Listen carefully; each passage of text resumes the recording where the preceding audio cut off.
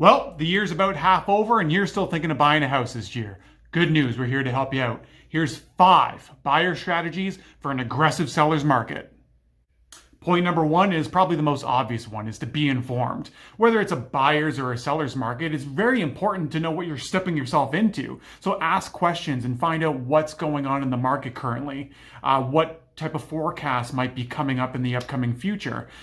The activity that's going on in the housing market, especially in Niagara, it varies from city to city and neighborhood to neighborhood. So it gets that specific. So it's very important to understand what's going on in a specific neighborhood that you're looking to move into. So stay informed, understanding what the average price is, the average days on market, what the list to sale price ratio is, all those fancy numbers and KPIs, which is something nerdy agents like me can help you out with. Number 2, know your numbers.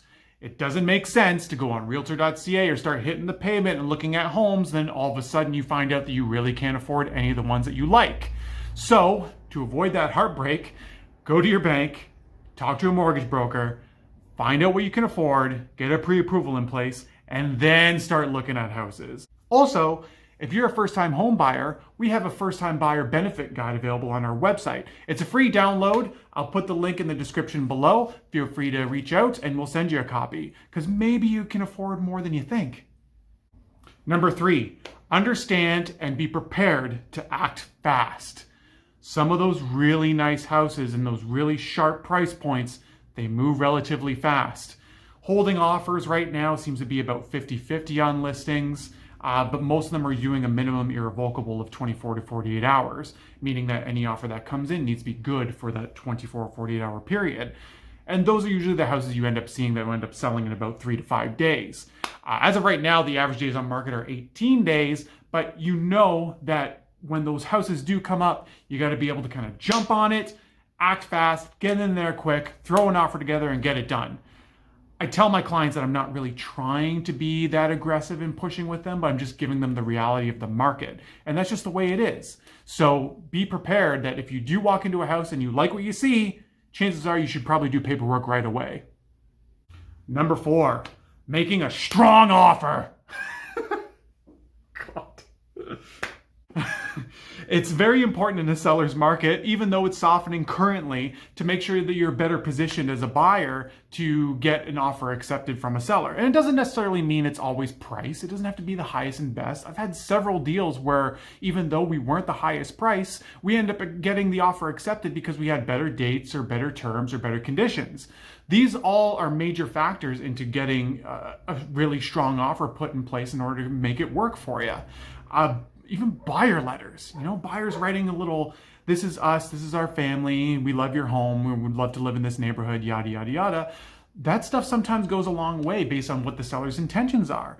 Not necessarily every seller is looking to cash out with the highest number. Sometimes it's a family home that they lived in for 10 or 20 years, and they want to make sure it's also going to the next family home that will love it just as much as they do. So it's very important to understand what the seller's intentions are and being able to make a strong offer to complement that.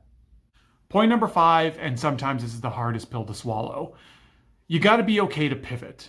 Sometimes you do have a intention in your mind of a specific house or a price or a neighborhood that you really want to move into. Before you start looking, you get your pre-approval in place, you start hitting the pavement, you're super informed in the neighborhood, and you just realize that you just can't get that deal done. It's okay to change your game plan once you start understanding where the market is at, if you still want to end up purchasing a home in that current market. I've had buyers before where they wanted to find a single family home in Niagara Falls and it didn't work out for them, but they end up finding a duplex in Welland. And that works out better for them in the long run. I've had instances where people are looking for land in Niagara Lake and they realize they get more bang for your buck in Waynfleet, and that works out better in the long run for them as well. So understanding that sometimes things change, not only the market conditions, but also maybe what your intentions are and what's available to you at that particular time.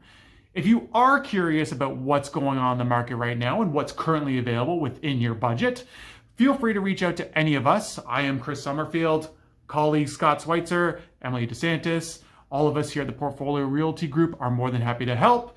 And be sure to check out all of our featured listings and all of our great resources available on sellsniagara.com. All the links are going to be below. Hope to see you again soon.